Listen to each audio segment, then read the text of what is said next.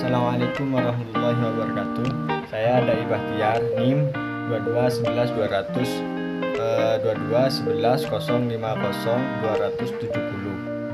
Saya akan mengerjakan UAS Ekonomi Mikro Islam. Yang pertama adalah pandangan tentang mekanisme pasar oleh sarjana-sarjanawan atau ilmuwan-ilmuwan muslim yang terdahulu, contohnya Abu Yusuf, Ibnu Taimiyah, dan Ibnu Khaldun dan Al-Ghazali. Nah, mereka ini memiliki pemikiran yang berbeda mengenai mekanisme pasar. Contohnya menurut Ibnu Taimiyah dan Ibnu Khaldun, penentuan harga dalam suatu pasar bebas yang didasarkan oleh kekuatan permintaan dan penawaran. Berbeda dengan menurut Al-Ghazali. Imam Ghazali memiliki pandangan bahwa pasar harus diatur oleh pemerintah agar tidak terjadi ketidakadilan dan ketidakseimbangan mungkin ya. Karena pemerintah juga harus andil di sana mungkin menurut Imam Al-Ghazali, harus ikut campur tangan. Selanjutnya menurut Imam Abu Yusuf, dia memiliki pandangan pasar tentang mekanisme pasar sebagai sarana untuk mencapai kesejahteraan masyarakat dan harus diatur oleh pemerintah agar tidak terjadi ketidakadilan atau ketidakseimbangan pada mekanisme pasar yang telah tersusun rapi ya mungkin. Ini hampir sama oleh pendapatnya Imam Al-Ghazali. Nah, kontekstualisasinya di Indonesia yakni dipengaruhi oleh kebijakan pemerintah dan mengontrol kestabilan harga, sirkulasi barang, dan menjaga tingkat inflasi. Di sini berarti Indonesia hampir sebagian mengikuti pendapatnya Imam Al-Ghazali dan Imam Abu Yusuf. Sekian, terima kasih. Oke guys, selanjutnya kita akan mengerjakan atau mencari TC. Pada tabel ini yang sudah tersedia pada kolom Q, FC, dan VC. Rumusnya TC adalah FC plus VC. Nah, FC plus VC. Jadi teman-teman tinggal klik sama dengan ini FC plus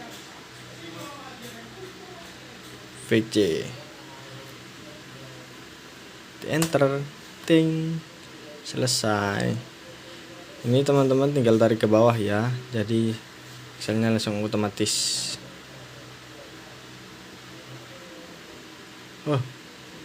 Maka iso aja.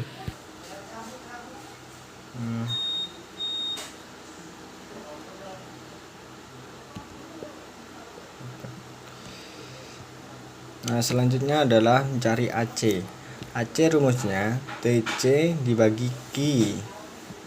Nah, kita tulis di sini sama dengan TC dibagi Q.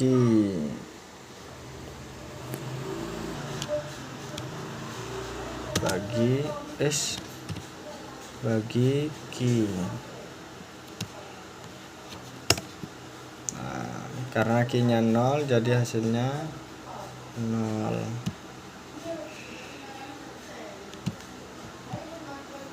Nah, selanjutnya adalah AFC. AFC rumusnya FC bagi Q. FC kita dengan FC dibagi Q. Ting.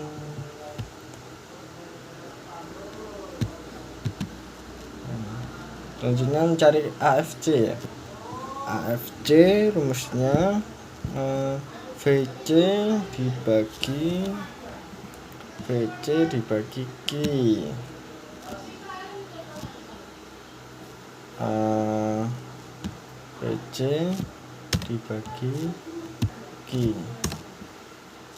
Nah, kita dapatkan hasilnya ini ya teman-teman.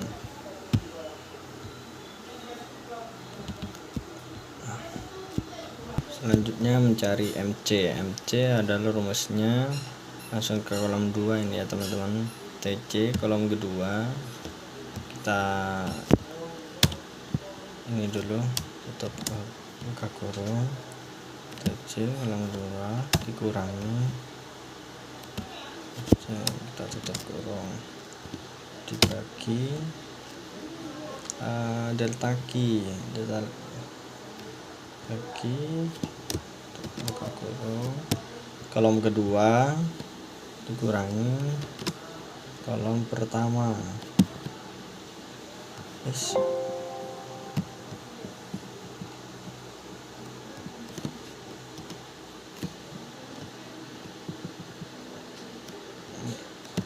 Kolom kedua dikurangi kolom pertama, tutup kurung, tel, selesai, tinggal tarik teman-teman. Oke, terima kasih.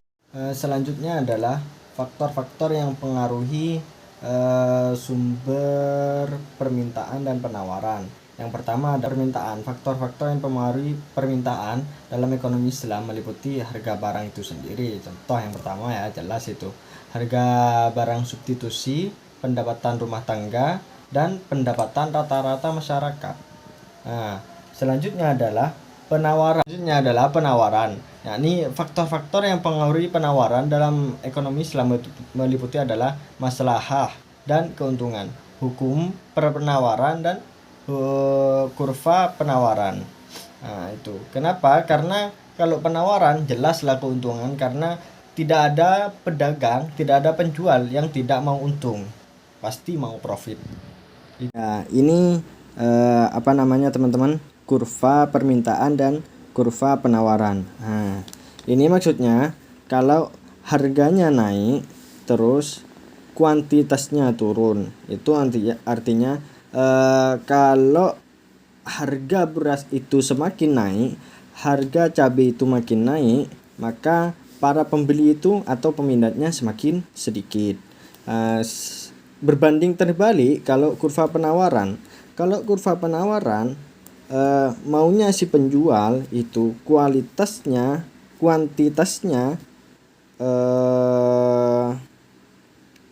sedikit tapi harganya naik. Harga yang biasanya cabai 10.000 1 kilo, tapi si penjual inginnya profitnya itu semakin banyak. Itu kurva penawaran. 1 kilo itu terus mintanya 100.000 gitu teman-teman. Itu kalau kurva penawaran. Pinginnya si penjual itu begitu. Terima kasih. Selanjutnya nomor 4 yakni tentang distribusi produk dan jasa dalam konteks ekonomi mikro Islam. Beberapa aspek penting dalam pemahaman tentang distribusi produk dan jasa dalam mikro Islam.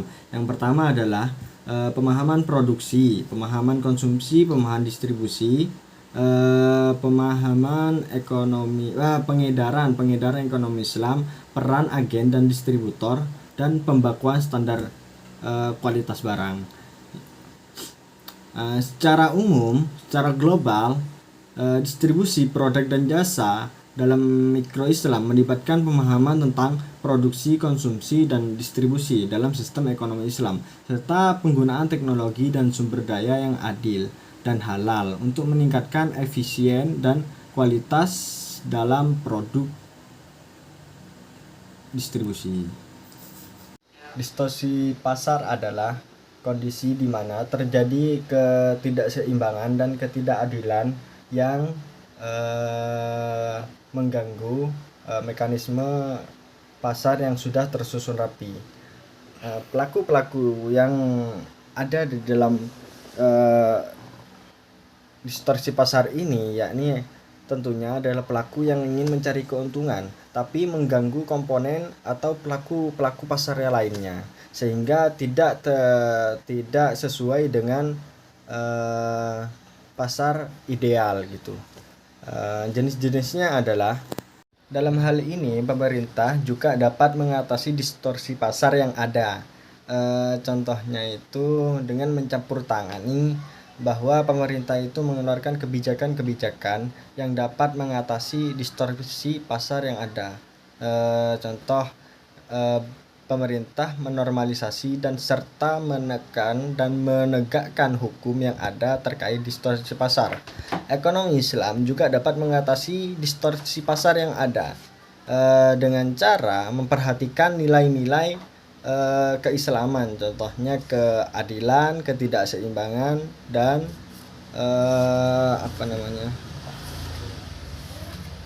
ketidakmerataan. Dengan demikian, pemerintah dapat menyelesaikan distorsi pasar dengan berbagai instrumen yang ada, dengan kebijakan-kebijakan yang ada, sehingga menciptakan pasar yang ideal dan seimbang. Sekian, terima kasih.